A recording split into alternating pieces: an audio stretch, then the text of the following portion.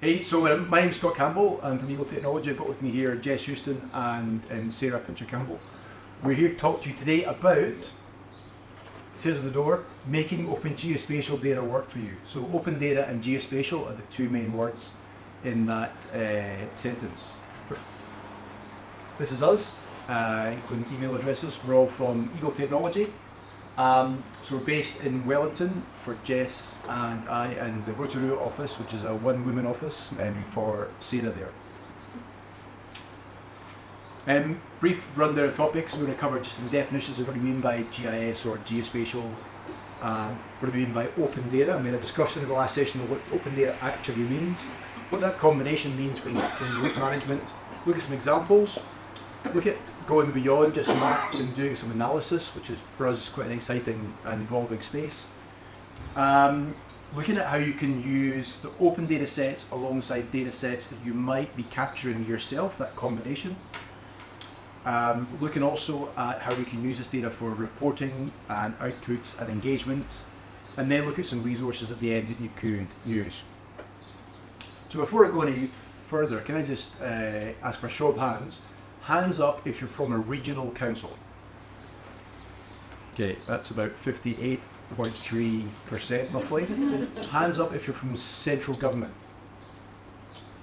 Okay, welcome. Is that because I don't want to say they're from central We're not here to ask these questions to the judge, we're just doing numbers of data. And hands up if you're from the private sector. Wow, that's a bigger, okay, this is the private sector one. I'd like to also point out that this iteration, version 2, is being recorded, so this is the best one you're at. This is peak Masterclass. So a little bit about Eagle Technology. Eagle Technology is an IT company. We are a private sector. We're based in Auckland, Wellington, Christchurch, and Rotorua. And we essentially are an IT company focused on geospatial, or primarily geospatial technology. That's GIS, maps, technology. Been around for a while, been doing it longer than I've been alive, actually. And we represent in New Zealand and the South Pacific a technology from a company called Esri. This is a global company. We are them in country and also for the South Pacific. So their product is called ArcGIS. So GIS is the general technology. The product we'll talk about today and how that can use open data is ArcGIS. Now, for those of you who put your hands up to the first question of Regional Council, you will all be organisations who use ArcGIS. Whether you are the guy or girl that uses it in your organisation or not, we won't have time for that survey. But in your organisation will be some GIS people who are using these tools that we're showing today. However, some of the things we're showing today are transferable to other GIS technologies, right? So even if you're not using our flavour of the software, hopefully some of these tools and techniques are useful in other pieces of software too. The other thing about Eagle, just to be reminded, is that we, as well as the software side of things, we actually increasingly focus on providing satellite-based imagery. So the imagery that comes from above in a variety of forms, because that's really a bit of a game changer. In New Zealand, we have over 500 organisations who are using our software in a variety of different things, from Defence Force through to regional councils and private sector and so on. But just some of the logos to give you some context for organisations using the tech in the space that's related to this. And what was this that? Jump to the next slide. Anyway, so the question you all have on your minds is, what is GIS? And I'm glad you asked that question, because GIS is a Geographic Information System, and it's really about taking the world as we see it outside the window and turning it into a set of layers. So we see the world through the lens of layers. Normal people see trees, and they see roads, and they see parks, and they see buildings. We don't see any of that stuff. We just see layers of data that can be brought together to create the map in 2D or 3D that you need to answer your question. Whether that's an urban map with layers about parcels and BIM models and buildings, underground assets, or it's a farm map with 3D slopes, rivers, critical source areas, crops, paddocks, etc. The combination of layers that you bring together depend upon the map you're trying to create and the questions that you want to answer. A lot of these data sets, a lot of these layers here are available as open data in New Zealand. We're particularly lucky that a lot of them are available, especially from regional councils, the first group of hands, who make them available through portals. When we talk about maps and what we can do with this open data and GIS, we're not just talking about plain old 2D maps that you can print out in the field. Sure, you can do that. We're also talking about 3D maps, and increasingly with the availability of LIDAR, which is that PGF and regional council captured scan of the surface in 3D, we can bring ordinary 2D data to life. And we find that this is a particularly good way to engage people by showing their data in 3D. If you put it in front of farmers, we find we can't get them off the computer. Field days is a classic one. But also with this 3D information, we can actually do analysis, as we'll see in a little while. GIS back in the day was primarily aimed at a bit of a backroom group, people like myself in the back room with a big computer and a screen. What's happened now is that the same data sets are being put into the hands of people who are out at the sharp end in the field, in the hands of the public, with open data, or people who are making decisions. So the same tools, the same data sets, the same analysis, but being used in very different ways, whether it's a manager, a farmer, or an auditor on the farm. The other one on the right-hand side here, which is my laser pointer thing, there we go. Increasingly we're seeing that capability is maybe embedded inside somebody else's application. So the person using the application maybe can't spell GIS, but they've got the mapping embedded inside that, whether it's Excel or a farm management system or SAP or whatever it is. So that's quite a powerful combination.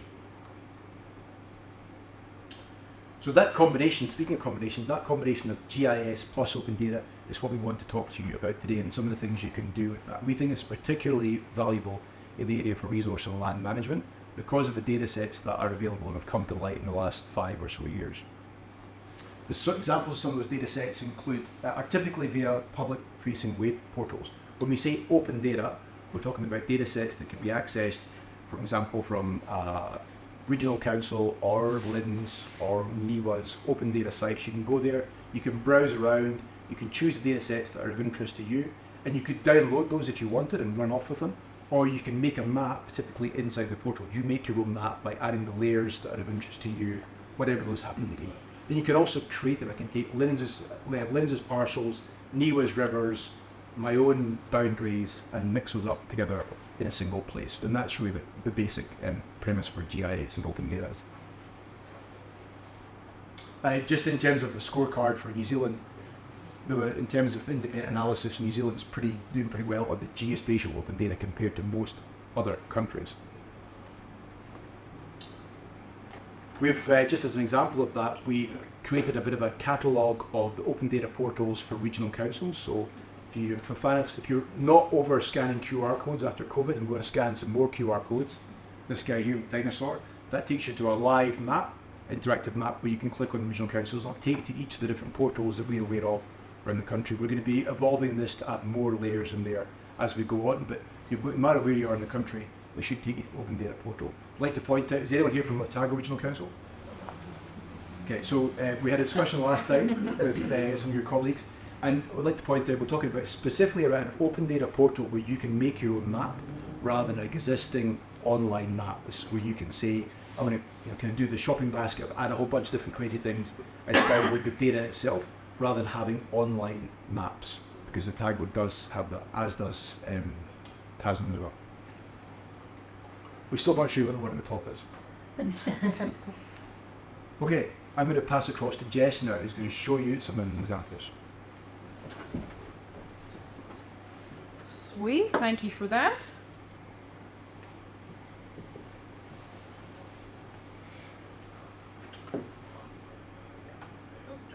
Okay, so those open data portals that we were just discussing. This should be familiar to you guys. If anyone here from Taranaki Regional Council? Oh, excellent. So you probably know what this is. But this is what we mean. Again, this is not just talking about existing online maps. This is about making data open and making it available for people to use in other scenarios and cases. And so these sort of sites usually have data organized by whatever categories. They usually look somewhat similar, but then everyone puts their own spin on how they want to share this data out. But these sort of portals have their data categorized, and then if we look at perhaps resource consents here, we have a list of all these data layers with a little bit of a description in them. If I were to click on this one, for instance, of resource consents, water permits, take a second to load because Wi-Fi is just a little bit slow at the moment. But what this is going to allow it to do is not only see this on a map, but I want to use it. And so by clicking this button, they have a couple different options. So this is an ArcGIS web service, which means that if I click a button like here, I can create a map directly from this portal. So I can just, by clicking that button, all of a sudden it'll pop up a web map with that data already in it, and I can go it from there. But perhaps I actually just want the service itself. Maybe I have a different GIS application that's not ArcGIS. I have a different app that I want to use that in. And this sort of raw data here, when we open it, it's not very exciting, but it's a nice layer. This URL here is something that you can grab, and then you can plop it to different applications so that you can use it from there. If maybe I'm a developer, there's also code for that, so that I can take this data and then I can also use it in my my actual developed app. But let's say we are starting with our own web map. And so we're not actually, we can do a Google search and we can find open data portals like that. We can gather downloads of things, we can gather those web services, or I could start with my map instead. Because the point of this demonstration is that we're going to try to show you how to pull all these data layers together and actually start using them. So from here, if I want to actually add a layer, so I have the ability to go to ArcGIS Online. So this layer right here is actually being hosted as an ArcGIS web server. And what that means is that it's in ArcGIS Online already, and it's labeled as public, which means that in my own web map, if I go to ArcGIS Online, and I just do a search for Taranaki, anything for Taranaki that somebody has labeled as public and wants to share it is available, and I click a button that says add, and it's added to my map. So if I go here, let's say I grabbed all those resource consents, and so now I have that for a region. And this data can be manipulated. So yes, it's not my data, it's something that's open that I'm borrowing, but for my map, which is mine, I can edit the symbology, I can extract things. In this scenario, we want to focus on the Taranaki region and zoom in to a single farm, which is what this white box is. But where this data actually came from was another open data portal, which is LINZ. And with LINZ data, we have obviously those parcel boundaries, we have those rivers. And where I actually got this was not just through ArcGIS Online, but there's another source of data layers, but this time they have a check mark against them that says they are authoritative. We've double checked this for you. We're pretty sure that data is accurate and it's ready for you to use. And that is called the Living Atlas. And so what the Living Atlas is just a library. It is a catalog of all these data layers that, again, have that sort of authoritative checkmark. And these are data layers that are sourced from other organizations, but basically they've been gathered already for you. So for instance, LINZ is one of those authoritative sources. So we host quite a few of their data layers that, again, are just sitting in here. We click that little add button, and then I can pull those boundaries in. And then with that data, I can then maybe select out which parcels I care about that I know is my farm boundary. And that's what created that little box there. So that's gathering open data. And there's many ways, obviously, that we can do this.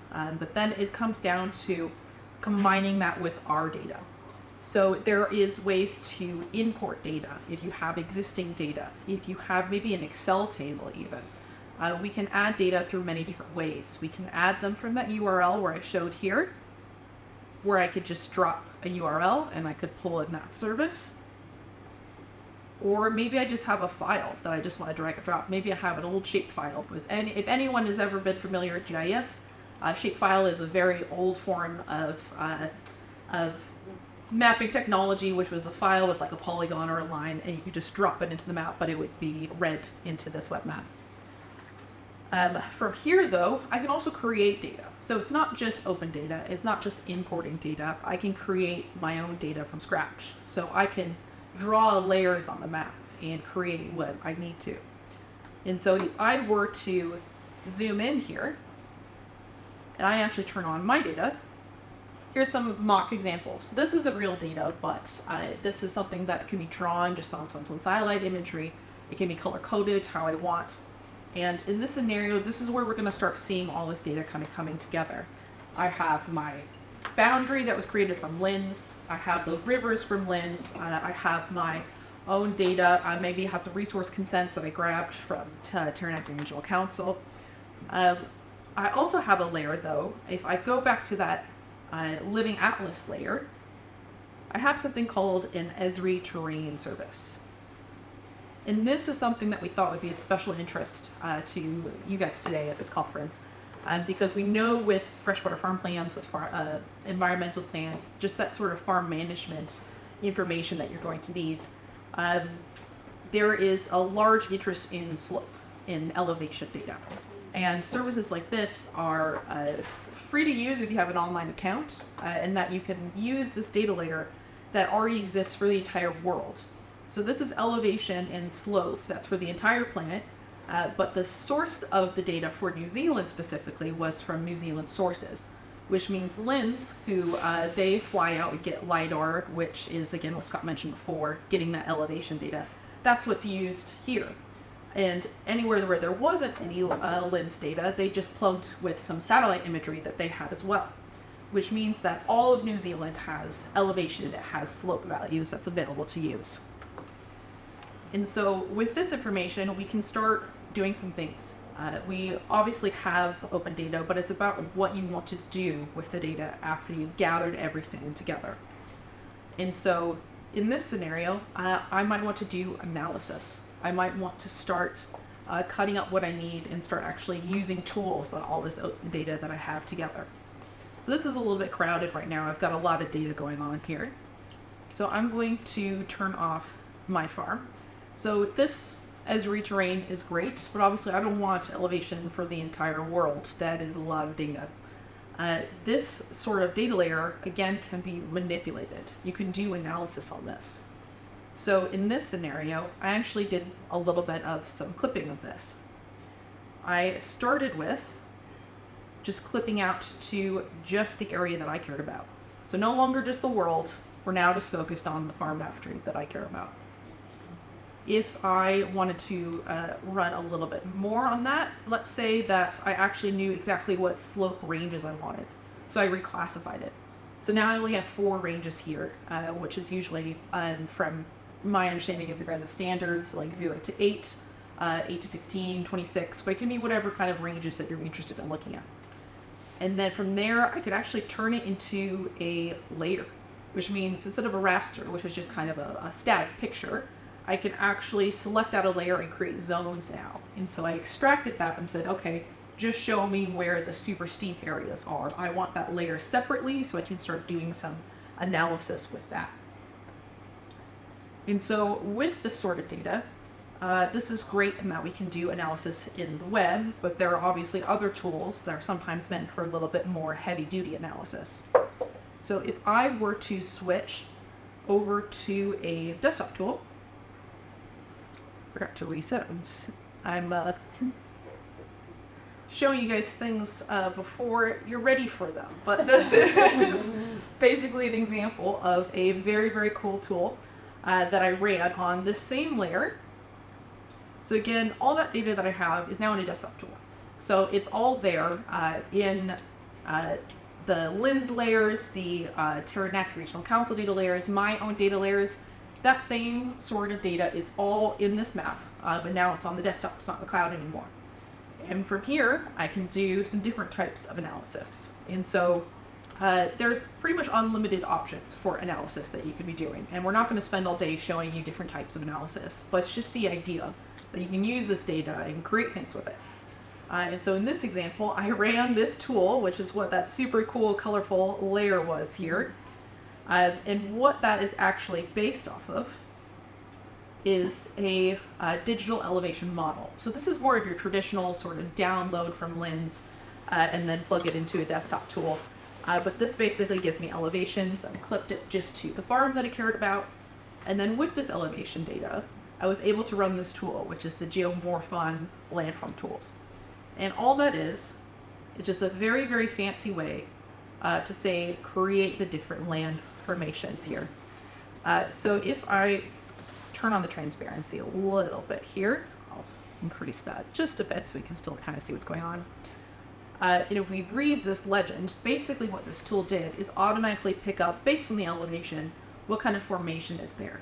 Which means if it was flat, I set it to be, I considered anything 0 to 8 degrees to be pretty flat. That's going to be in white.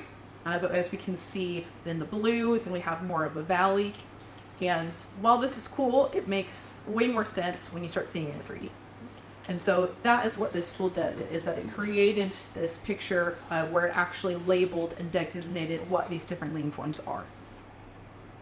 So this is well and good, having your analysis, but then we have to kind of move on into how we are sharing this to people. How are we disseminating this? Our analysis is done. How do we give it to other people? And so sometimes we can create, I'm obviously in 3D here.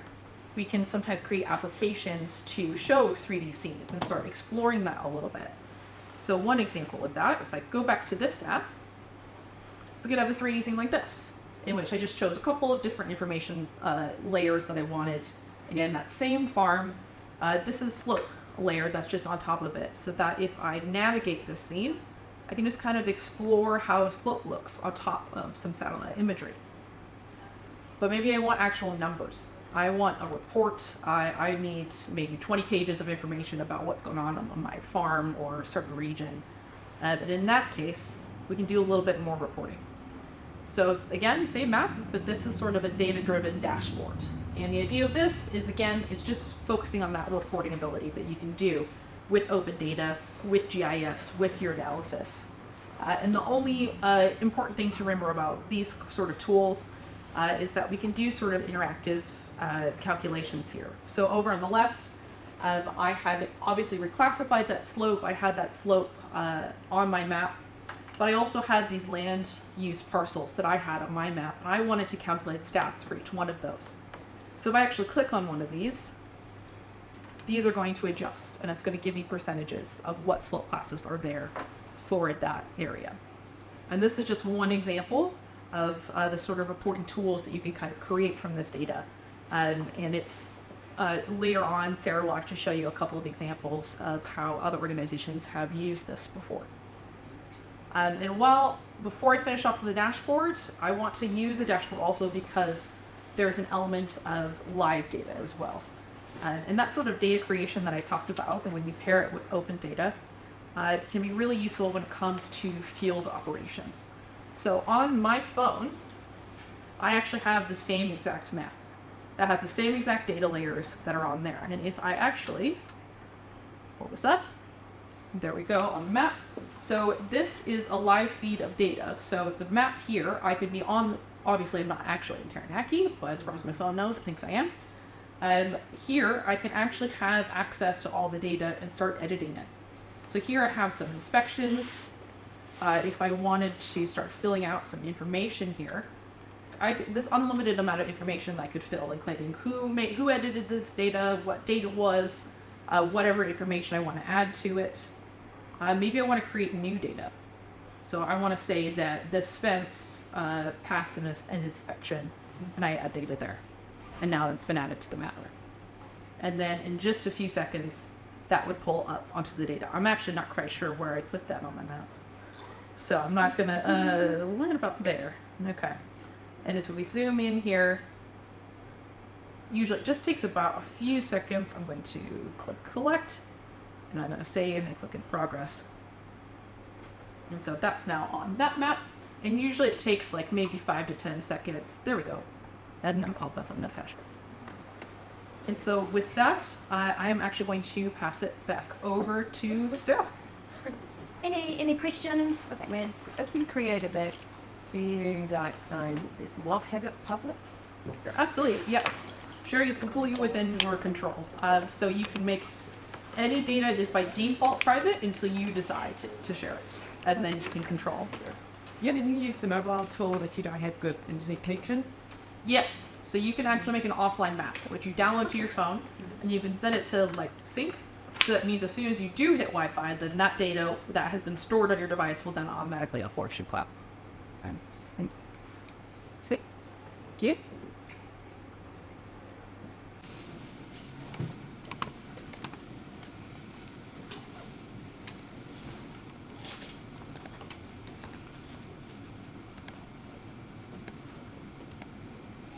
Cool. So here's a real life example utilising some of the technology that Jess has run us through. So very much that dashboard view. This is of a farm based up in the Waikato. That's right.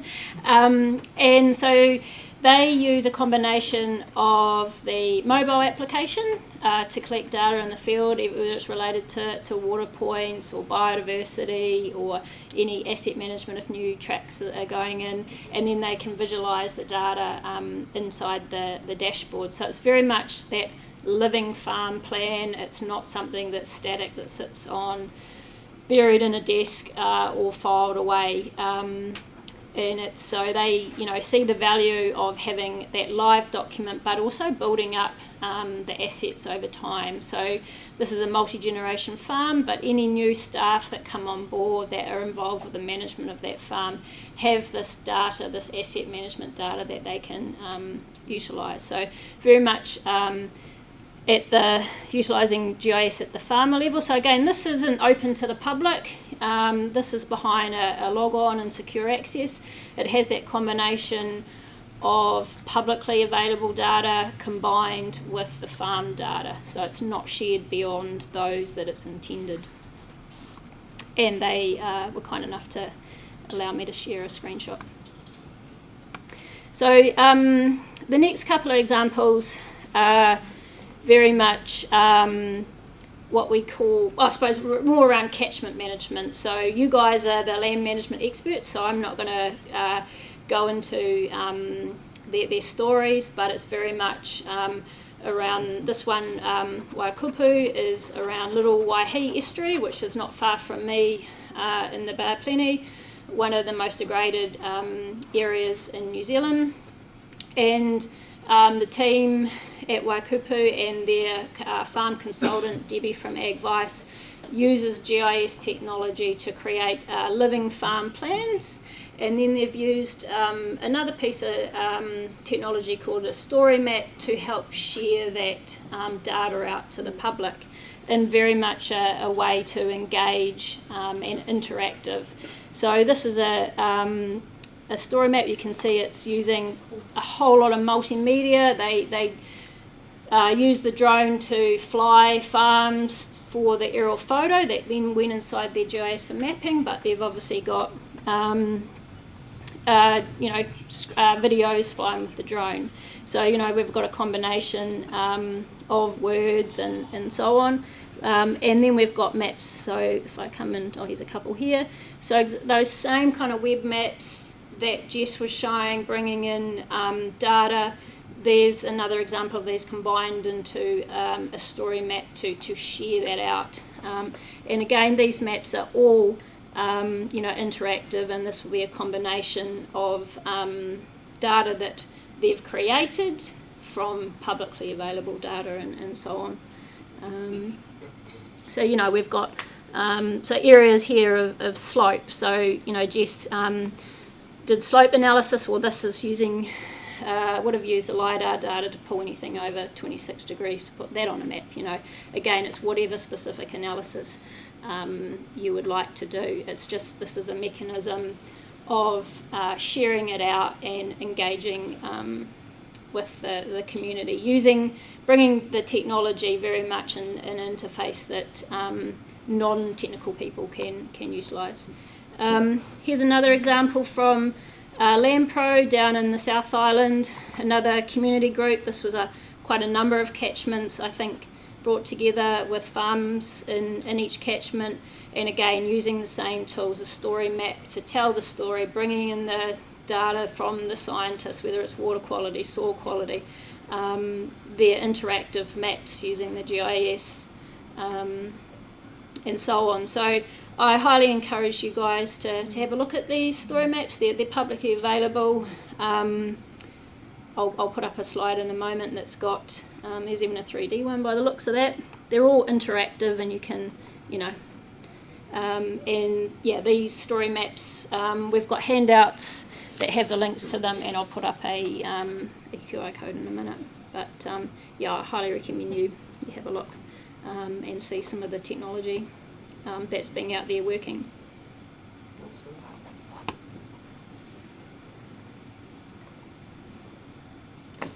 And that's about it. We rattled this one. Cool, thanks Sarah. Oh. So hopefully you got a bit of a taster of open data and geospatial, that combination. Open data, in most of the examples we showed there, it was open data along with the private data, that question around, do you have to make it public? No, the vast majority of data it's like your own Word document on your machine. Unless you choose to share it out with people, it's yours. You can choose to share it with 1 or 2 people or a group, but by default, it's not shared. But that combination of the open data that's out there, bringing that in as the base maybe to put your own data on top of, that's a really powerful combination to make maps, to analyse, and then to engage using those story maps there. We think that maps really engage people. You put a map in front of a farmer, I find their eyes light up. 3D map, they get really excited. And so it's a great way to engage and tell stories in both directions. So hopefully that's given you a bit of a taste of it. We've got some time, unlike the last session, we've got some time for some Q&A, I think. Brian. Land care research is like government funded, and the other places that collect data also. By default, do they have to share information? So Manaki, the question is, Manaki Whenua, do they have to share data? I think, pay for it, basically. so for pure government organisations, I think there's a open data agreement, which was a few years old, which was it's open by default unless there's personally identifiable information or financial stuff, and it's on a case-by-case basis, it's shared. For Manaki Whenua, I don't know if anyone's here from Landcare, there was in the last session. I couldn't speak on their behalf. They do make a lot of data open. In fact, Manaki Whenua actually share their LCDB, right? LCDB? So I wasn't kind of picking on them. Oh yeah, just okay. using them as an example. Like if it's government organisation, taxpayer funded, came out of our pockets, is it automatically open? You might have an answer here. It will depend on who paid. I mean, one defender will take private contracts as well. Yeah, okay. So if it's a government contract, typically they'll be required to. But it's not about the agency, but more about who's paid for the work to gather that data. How it was funded. So the PGF, for example, the Provincial Growth Fund, funded a lot of the LIDAR. It was also, we said it was LINZ with imagery and LIDAR. It was Regional Council plus LINZ combination that captured and funded the LIDAR. It's an amazing resource, and that's public under Creative Commons 3.0, which is awesome. Not everything would be in the same camp. 10 minutes. Well, we can go back to some more slides. No, so yeah, it depends, a case-by-case basis. Thanks for that answer. But I guess I'd be really keen, we're always keen to encourage organisations to make data available if they can. The mechanism to share it's there, as long as there's a use for it. I guess for like hapu iwi, they don't want to share, because for Crown agencies we've taken advantage of their sharing and use that knowledge for other purposes without asking. So that's where the whole data sovereignty comes into effect for hapu iwi. We're dealing with it up in Taitokito. I don't know how everyone else deals with it, but like that would be the first question that hapu would ask. Like, is our stuff going to be shared? And I get the whole data sovereignty. As soon as you put crap on Facebook, you've already shared. You've already broken the whole sovereignty thing. But I guess it's like when you're story mapping, that's your hard work going into that. And I guess however it's paid, if it's funded through a Crown agency, well, that's a partnership. It doesn't need to be shared. Yeah, so I'd say a couple of things there. In terms of the approach of, we've got a number of iwi who use this technology for their own purposes, whether it's Manaki Kai or whether it's telling stories, whatever it is, they use it for a whole bunch of purposes. And that is typically not shared outside the iwi or the hapu. It's used to share with their group globally. That's the nice thing. But it's a password protected. They may choose to take a subset of that, maybe one map of the 10, and they're going to choose to share that publicly or with another group. So you've got very fine-grained control over that sharing. In terms of the story maps, typically that's a public-facing thing. It doesn't have to be, but typically that's an engagement piece to go out and show your story. And it might be that the data on the story map, you've got points that show, and this is a New Zealand Archaeological Association as an example, where they've got dots that represent sites, but they don't show all of the full fat data behind it. That's kept behind the password, but they show you locations, and also they don't show it zoomed in. So if you zoom in, you can't get the exact location. So it's that kind of this division between private and what you choose to share publicly. They usually have labels, don't they? They have labels so that you can say, if you need further information, you can contact the people that You own can that. control it Yeah. how you like. Yeah. Yeah. So yeah, that raises an important thing I was just thinking about just then is I've got a couple of landowners who had originally agreed to get LUC mapping done on their farms with some funding we had available on a catchment. Then they decided they didn't want to because they didn't like the idea of that data being held at regional council in case the government got their hands on it, because you know there were some feelings there. But then we've got LIDAR flowing across the region, and we've assessed through with Manaki Whenua, we've done an assessment looking at so they kind of looked at where the erosion was more likely, and then where the erosion was more likely and was connected to waterways. Yep. Which becomes like even semi more powerful in a farm plan for tackling erosion, but not necessarily for productivity purposes of the OC map because the soils weren't mapped. But it's kind of the scary thing about that is that that person's desire to not have their farm mapped, it's like already happened in the background with this LIDAR plane that flew over. Yeah. So, got any thoughts on that? I mean, it's interesting. So suddenly you've got satellites, you've got planes above capturing stuff without permission required. And satellites increasingly are picking up higher and higher resolution of data, and they're picking up stuff that's off the visible spectrum. So all the imagery we show in the base maps there, which is all public funded, which is an amazing resource, thank you councils, increasingly we're picking up, the satellites picking up stuff that's not visible to the naked eye, so multi and hyperspectral data. You can find all kinds of stuff out about the land by looking at multi and hyperspectral that the satellite can see from above without you ever being involved, even if it's cloudy. So clouds aren't going to save you if you want to hide from the satellites for synthetic aperture radar. So that's a really fast evolving and interesting space for what will be derived there. Mineral companies in Australia use it to find gold across on the outback, because you can pick up trace elements on the surface. So with that kind of stuff, what you can see from above suddenly, and and some of that data is going to be public sector, some of that's going to be public domain, some of it's going to be user pays for the model. But that's kind of a really disruptive data source, which doesn't require permission to go on the land and capture. That's happening. Any thoughts on that? Though the do not go on my land sign might not be quite as effective in the future. But it's also a catch-22 because you often, if you show someone a aerial photo, it could be in town or it could be on farm, wherever, oh that's 2 years old, I need a more up-to-date map. Well, that imagery was free, so it's, I just wonder if we need comms out there more about what's happening. You think telling people that there's an eye in the sky? Yeah. Okay. Yeah, like. I mean, Google Maps kind of did that for years. What we know about their land. Yeah. So for the purpose of keeping transparency, but also in that word that is the word of the day, empowering landowners. Like, did you know that you could use that information? Yes, it's already happened. We can't stop eye in the sky. Yep. Elon's been let loose, but you can use that information. So my answer to that is we get very excited about telling farmers about council open data portals. We spoke to a number of them, especially on top of the south, who said that they for managing their farm, they use the council's GIS website to measure stuff in 2D, 3D, and the council in that case was responsive to adding an extra couple of layers in there because it became a tool that they used every day. Now, whether they use the council's web tool and data, or whether they just take the data out of that and use in their own tool, to me that's a really exciting way to show value because it's publicly funded and they can use it for everyday management. It also means that they're using the same data as the public sector to make decisions. There's not like I'm holding my data separately. So to me that's an exciting space that maybe we can do a bit more collectively. And there's another question here. Do you have any data sets that are subsurface and can see maybe water aquifers or how far below?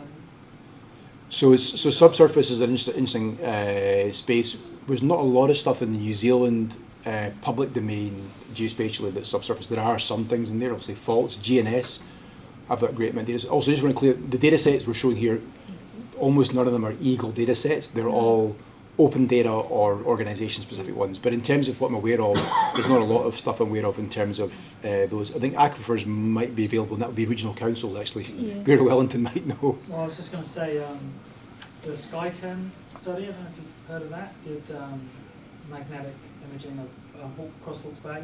Cool. So like 50-metre transects all across, and the same in the Wairarapa Valley.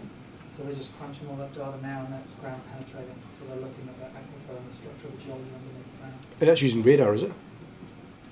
It's a giant magnet as far as I'm Okay, aware. right. It's a I'm picturing huge like a hexagonal- Wile E. Coyote style like thing. The size of this room is slung below Wow. the chopper.